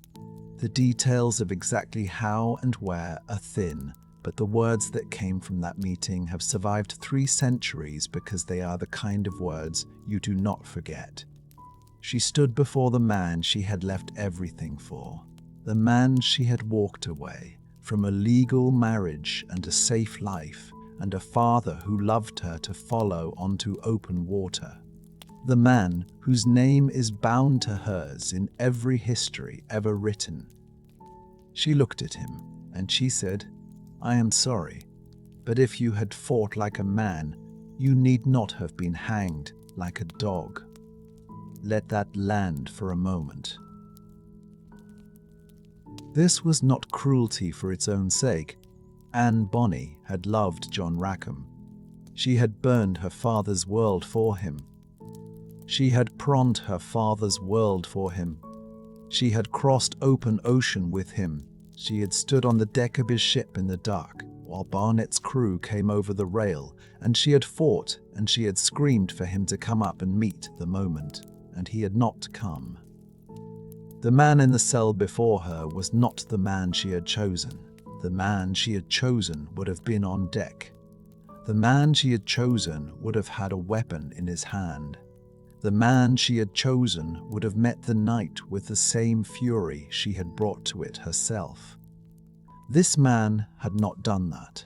Anne Bonny had spent her entire life demanding courage from the people she loved. Her father had shown it in his way, when he dressed her as a boy and raised her on his terms and built a new life in Carolina. Her mother had shown a different kind of it, quiet and steady and patient. Anne herself had shown it at every single turn. When she left her first husband, when she stepped onto a pirate vessel, when she faced the deck of the Revenge in the dark with Barnett's men coming over the rail. She had always found, in the people around her, either that courage or its absence, and she had always acted accordingly. She had left men who failed her. She had moved toward men who matched her. And now the man who had seemed, for a time, to match her had shown her in the most final possible way that he did not. The words she spoke to him were not cold. They were honest. And in the world Anne Bonny had built for herself, honesty was the highest thing she could offer. She was not weeping. She was not begging. She was doing what she had always done. She was surviving. The court had convicted her too. The record shows that Anne Bonny was tried alongside the men of the Revenge and found guilty of piracy. The sentence was death. But Anne made a declaration to the court that the court was legally bound to consider. She was pregnant. In the language of the time, she pleaded her belly. Execution of a pregnant woman was not permitted under English law. The court stayed her sentence. Mary Read had made the same declaration. Mary too was pregnant, or claimed to be, and Mary too received a stay of execution. But Mary Read did not survive to see her freedom.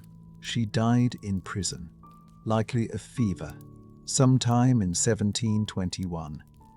The woman who had fought beside Anne on the deck of the Revenge, who had matched her fury and her courage in every moment that mattered, died in a Jamaican jail cell while the law decided what to do with her. Anne's fate after that is the great unanswered question of her story. The records stop. There is no execution recorded. There is no release recorded. There is a silence in the documents where her future should be, what the court decided, where she went, whether she ever saw open water again, whether she ever held the child she was carrying, whether she ever stood on a deck in the dark and breathed free air again. We do not know. What we do know is this.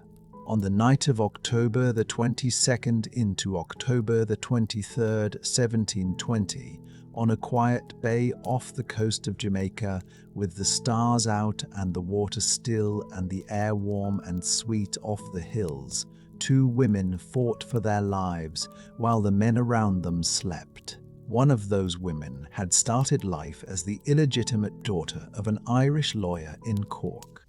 She had crossed an ocean. She had survived a marriage she had not chosen. She had chosen a life the world had told her was not available to women. She had sailed under a black flag, and she had fought, and she had loved, and she had lost, and she had stood on the deck of a sloop in the dark and screamed at the men below to rise and meet the moment. They did not rise, and when it was over, when the chains were on, and the ship was taken, and the man she had loved was in a cell waiting for the rope, she walked to that cell, and she looked at him, and she told him the truth. That is the thing about Anne Bonny, that no court, no jail, no chain, no verdict could ever take from her. She never stopped telling the truth. She never stopped demanding that the people around her be equal to the moment. She never stopped being exactly, precisely, uncompromisingly herself. Anne Bonny had loved John Rackham. She had burned her father's world for him. She had gone on the account for him. And in the end, she told him the truth he had earned. She was not weeping. She was not begging. She was not begging. She was doing what she had always done. She was surviving. The question was whether the court would give her the chance. The court that tried Anne Bonny met at Santiago de la Vega, Jamaica, on November the 28th, 1720. It was an admiralty court, the kind convened specifically to try pirates, and it moved quickly, because the colonial government of Jamaica wanted these proceedings finished. Calico Jack and his male crew had already been tried and sentenced. Now it was the women's turn, and the court, whatever it had expected, got something it had not prepared for. Think about what that room felt like. The heat pressing in from outside, the smell of sweat and old wood, and the particular staleness of official buildings in port towns. Two women in chains, brought before Governor Nicholas Laws and a bench of men who had already decided what the outcome would be. The verdict was never in question. It never had been. The only question was whether anything could delay it. The trial was short. That is the first thing to know. 4 witnesses were called. The proceedings lasted, by any reasonable measure, a matter of hours. There was no lengthy deliberation, no dramatic back and forth of evidence. The Admiralty Court was not built for nuance. It was built for speed, for finality, for the kind of swift colonial justice that was meant to send a message to every sailor and merchant and governor from Jamaica to the Carolinas. Pirates would be caught. Pirates would be caught. Pirates would be tried. Pirates would hang. One of those 4 witnesses was a woman named Dorothy Thomas. She had been a victim of the crew of the sloop William. She stood in that courtroom and she described what she had seen. And what she described was not 2 frightened women cowering below deck. She said Anne Bonny and Mary Read wore men's jackets and long trousers and handkerchiefs tied about their heads. She said each of them had a machete and a pistol in their hands. She said they cursed and swore at the men to murder her. Thomas also noted that she knew they were women from, as the record plainly states, the largeness of their breasts. That detail sits in the transcript like a stone. the court had no interest in softening it. Neither did Dorothy Thomas. She had looked down the barrel of a pistol held by a woman in men's clothes, and she was going to say exactly what she had seen. The testimony was enough. It was more than enough. Governor Laws found Anne Bonny and Mary Read guilty of piracy. He sentenced them both to be hanged, and then something happened. Both women spoke. Both women said the same thing. They were pregnant. They pleaded their bellies.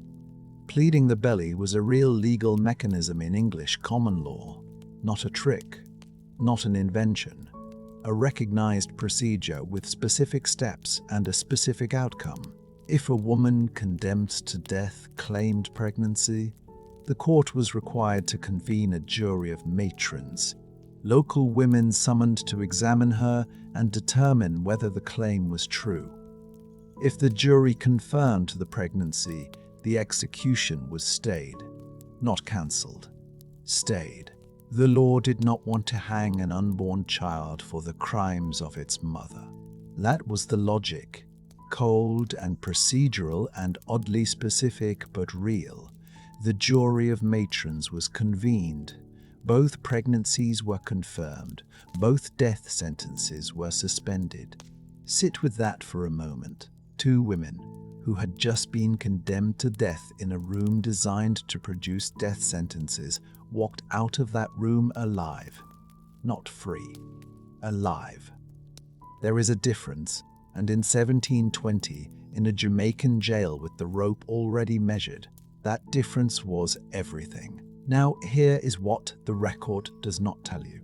It does not tell you whether Anne Bonny was genuinely pregnant or whether she and Mary Read had found a way to produce a confirmation from a jury of matrons through other means. The research is honest about this. It acknowledges that the claim was likely used to delay their deaths. Whether the pregnancies were real, we cannot say with certainty. What we can say is that both women knew the law. Both women used the law, and both women, in the most dangerous room either of them had ever stood in, found the one door that was still open and walked through it. That is not luck. That is intelligence. That is the same mind that had kept Anne Bonny alive through everything that came before, now turned on the machinery of the court itself, finding the one mechanism that could buy time. The woman who had handed out gunpowder on the deck of the William. The woman who had screamed at the men below to rise and fight was now standing in a courtroom using a clause in English common law as her weapon. She had changed the weapon. She had not changed the instinct. The male crew members had no such option. John Rackham had been tried on November the 16th, 12 days before Anne. The verdict took almost no time. He was executed at Port Royal on November the 18th, 1720. 2 days between sentence and rope. The colonial government of Jamaica was not interested in delay where the men were concerned. Anne had gone to see him before the execution. The record of what she said comes through Charles Johnson, and Johnson is not always reliable, but the words have a ring of truth that is hard to dismiss. She told Rackham that she was sorry to see him there, but that if he had fought like a man, he need not have been hanged like a dog. No weeping, no softness. The truth, as she had always told it, the man she had burned her previous life for, the man she had gone on the account for, had spent the night of the attack drunk below deck while she and Mary Read held weapons against a boarding party. She looked at him in his cell, and she said what she saw. Then he went to the gallows, and she went back to prison, and she was still alive. Mary Read was also still alive, for a while. The two women were held in prison together, their execution stayed, their futures uncertain. Captain Johnson writes that Anne was continued in prison to the time of her lying in, and afterward reprieved from time to time. That phrase, reprieved from time to time, is doing a great deal of work. It suggests that her situation was reviewed repeatedly, that she was not simply forgotten, that someone, somewhere, kept deciding not to hang her, whether that was because of the pregnancy or because of family connections, or because the colonial administration had simply moved on to other concerns. The record does not say. What the record does say is what happened to Mary Read. Mary Read died in prison in April of 1721. The cause is listed as unknown, but fever is the most likely explanation. Jamaican jails in the early 18th century were not places designed for survival. The heat alone was brutal. Add poor ventilation, inadequate food, the proximity of disease, and the fact that Read may have been genuinely pregnant and therefore weakened by the physical demands of that condition, and the outcome becomes less surprising, though no less devastating. The burial registry for St. Catherine Parish in Jamaica lists her burial on April the 28th, 1721. The entry reads simply, Mary Read, pirate. 3 words. That was the official record of a woman who had disguised herself as a man for years, who had served in military campaigns, who had sailed under a black flag and fought boarding parties and stood in a courtroom and used the law as a shield. 3 words on a burial register in a Caribbean parish. Mary Read, pirate, nothing else. Anne Bonny was not buried that day. Anne Bonny was not in that register. And here is where the story does something strange. Here is where the historical record, which had been thin but traceable, goes quiet. Anne Bonny, who had been named in a governor's proclamation, who had been described in a trial transcript, who had been sentenced to death in open court, simply stops appearing in any document that can be verified. There is a burial register for St. Catherine Parish, the same parish that recorded Mary Read's death, that lists the burial of an Anne Bonny on December the 29th, 1733.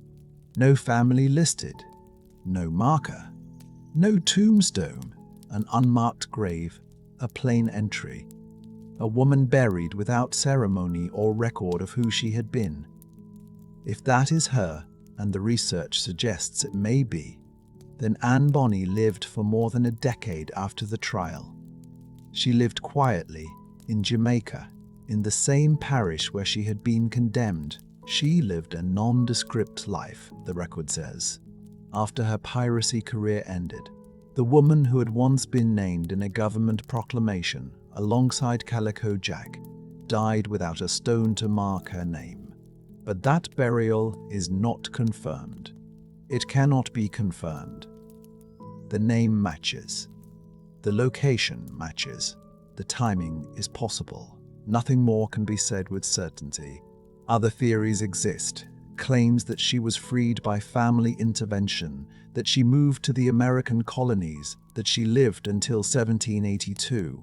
Those claims trace back to a 1964 novel and to family papers that were later proven to be false. The research is clear on this. Those stories are fiction dressed as history, and they should be set aside. What remains is absence. A woman who had been impossible to ignore for the last months of 1720 becomes, in 1721, invisible. The trial transcript ends. The governor's records move on. The court finds other business, and Anne Bonny, the most documented female pirate of the Golden Age, stops generating documents. Think about that for a moment. Think about what it takes to disappear after you have been named in a government proclamation, tried in open court, sentenced to death, and reprieved. Think about the specific kind of intelligence required to move through the world without leaving a trace. After you've already left so many, think about a woman who had spent her entire life being exactly, precisely, uncompromisingly visible, and ask yourself whether a disappearance that complete could really be accidental. The survival instinct that had carried Anne Bonny from a colonial port to a pirate sloop to a courtroom did not stop working the moment the chains came off. It had never stopped working.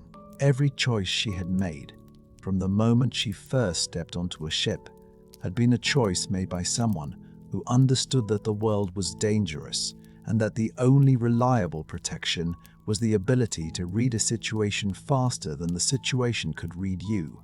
In the courtroom, she had read it perfectly. She had found the one legal mechanism that could save her life, and she had used it without hesitation.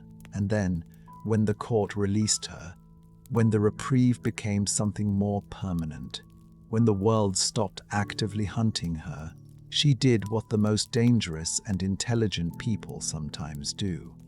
She became ordinary. She became unremarkable. She became the kind of person whose burial, if it happened in a Jamaican parish on December the 29th, 1733, would not require a tombstone or a family listing or any record beyond a name and a date. She became invisible, and invisible, as it turned out, was the safest thing Anne Bonny had ever been. Mary Read died in prison in April 1721. She was buried in Jamaica. There is a record of that. For Anne Bonny, there is no such record. No execution, no burial, no letter, no document, no final appearance in any court or parish register. She simply stops. The most documented female pirate in history becomes, at the moment of her greatest danger, invisible. History loses her, which means the only thing left to ask, the question that has haunted researchers for 300 years, is whether she wanted to be lost. 300 years later, we still do not know what happened to Anne Bonny. That fact is either a tragedy of historical record-keeping, or it is the final act of a woman who had spent her entire life refusing to be found by people who wanted to contain her. I have been thinking about this for a long time, and I am increasingly convinced it is the second thing. Because the only consistent truth about Anne Bonny, from Cork to Charlestown to Nassau to the deck of the William to the court at St. Jago de la Vega, is that she never once stayed where she was put. Think about the theories. Each one tells you something, not just about Anne Bonny, but about the person doing the theorizing. The most romantic version says her father came for her, that William Cormac, the successful merchant turned plantation owner, the man who had once thrown his daughter out for marrying beneath her, arrived in Jamaica with money and influence and bought her freedom. That she sailed back to South Carolina and lived out her days quietly, a respectable woman again, her piracy career reduced to something the family didn't discuss at dinner. It is a tidy story. Father and daughter reconciled. The prodigal returned. It has the shape of a parable. It is also almost certainly fiction. Those names, William Cormac, Peg Brennan, the whole elaborate backstory of silver spoons and affairs and plantation wealth first appeared in John Carlover's 1964 romance novel. A novel, not a court record, not a parish register, a paperback romance that historians then quoted as fact for decades. The reconciliation story has no foundation beneath it. None. The second theory is quieter and, in some ways, more interesting. She remarried, took a new name, lived somewhere unremarkable, under an identity the historical record had no reason to chase. There is a burial entry in the St. Catherine Parish Register. A woman named Anne Bonny, buried on December the 29th, 1733, in Jamaica. No family listed. No tombstone, no ceremony, just a name and a date, pressed into the page like a dried flower. If that is her, then she lived roughly 12 years after the trial. 12 years of ordinary mornings and quiet evenings, and the particular discipline of never being interesting enough for anyone to write down. For a woman who had once stood in a courtroom accused of piracy on the high seas, that kind of invisibility would have required enormous, deliberate effort. It would have been, in its own way, a performance, the final and most sustained role of her career. The third theory is the hardest to sit with, that she never left prison at all, that she died there, unnamed, unrecorded, sometime before anyone thought to look. Charles Johnson himself, writing in 1724, admitted he didn't know what had become of her. He wrote only that she had not been executed, which is a strange kind of reassurance. Not that she lived, not that she thrived, simply that the hangman had not taken her. Everything after that sentence is silence. And then there is the version that circulated for years, amplified by Tamara Eastman and Constance Bond in their 2000 book, the one that claimed Anne Bonny lived until 1782, 60 years after the trial. That family papers and a family Bible confirmed it. Researchers eventually pulled at that thread and found nothing holding it together. The evidence dissolved. The story collapsed.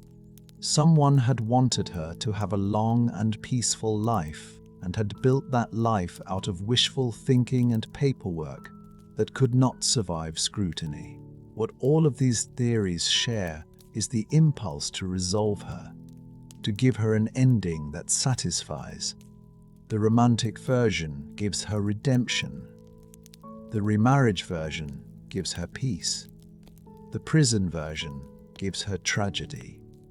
The long life version gives her triumph. Every theory is really a statement about what we think she deserved, which is a different question entirely from what actually happened. Here is what we actually have.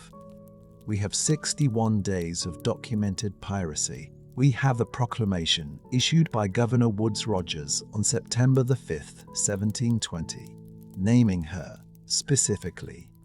We have the testimony of Dorothy Thomas, a Jamaican woman who stood in court and described Anne Bonny in men's clothing, machete in hand, cursing at the crew to fight. We have the trial record from November the 28th. We have the verdict. We have the plea. And then we have the silence and one unmarked grave that may or may not be hers. That is the primary source record of Anne Bonny's life. Everything else, the Irish birth, the attorney father, the plantation, the first husband named James Bonny, the love story with Rackham, the dramatic last words she supposedly spoke to him through prison bars, all of it flows from one source. A general history of the pirates published in 1724 by a man calling himself Captain Charles Johnson, a name that was almost certainly a pen name, a book that the Oxford Research Encyclopedia of African History describes as not a historical primary source, but a fabulous literary one. Scholars have spent decades arguing over who actually wrote it, whether it was Daniel Defoe, whether it was publisher Nathaniel Mist, whether it was a collaboration. Nobody knows. What they do know is that the author used considerable artistic license, invented conversations wholesale, and in the second volume included biographies of pirates who were probably entirely fictional. This is the foundation of almost everything the modern world thinks it knows about Anne Bonny. And yet the book sold so well that a fourth edition appeared by 1726. It shaped Robert Louis Stevenson. It shaped James Barrie. It gave us the Jolly Roger as a name. It gave us buried treasure as a pirate trope. It gave us the romantic swashbuckling pirate as a cultural archetype. And embedded inside all of that mythology, it gave us Anne Bonny, a woman so vivid and so defiant that within 5 years of the book's publication, a character clearly inspired by her, appeared in John Gay's 1729 ballad opera, Polly. The culture grabbed her immediately. It has never let go. By the 19th century, she was in print with illustrations. By 1888, she had been depicted on a cigarette card as a redhead, a detail invented from nothing. A physical trait with zero evidentiary basis, and yet that red hair has followed her into films and television and video games ever since. The 1744 novel, the 1945 film, the 1951 film, the 1978 stage production, the video game, the television series, the Netflix documentary, hundreds of representations, and in almost every single one of them, Anne Bonny exists primarily in relation to a man, as a lover, as a companion, as a supporting character in someone else's adventure. The woman who Dorothy Thomas described standing on a deck with a machete and a pistol, cursing men into battle, gets reduced to a romantic subplot. That reduction is not accidental. It is a pattern. It is what happens when a woman does something the culture cannot categorize. You don't erase her entirely because she is too interesting to erase. You keep her, but you soften the edges. You give her a love story. You make the love story the point. You make her hair red because red hair is exotic and decorative and slightly dangerous in a way that is still feminine. You keep the adventure, but you center the romance. And slowly, generation by generation, the woman who fought becomes the woman who loved. The speculation about her relationship with Mary Read follows the same logic, just pointed in a different direction. The claim that they were lovers first appeared not in the trial record, not in any newspaper, but in an unauthorized reproduction of Johnson's already unreliable book, published 1 year after the original. A knockoff of a questionable source. That single sentence then traveled through the centuries, appearing in a 1914 sexology text, disappearing again, and then resurfacing in a 1972 radical feminist article before exploding into mainstream popular culture. By 2020, there were statues, abstract bronze figures unveiled at Execution Dock in London, commissioned partly for a podcast built around a lesbian relationship between the two women. The statues were eventually accepted by a football club in Louise after plans for a permanent home fell through. It is a strange afterlife for two women whose actual relationship, whatever it was, left no record at all. The trial transcript says nothing about their personal lives. Neither woman left any writing behind. What we have built on top of their silence says more about us than about them. None of this is to diminish Anne Bonny. It is to say that she has been buried twice. Once in an unmarked Jamaican grave, possibly, if that burial record is hers, and once under 300 years of stories that kept her interesting while quietly filing down the sharpest parts of who she actually was.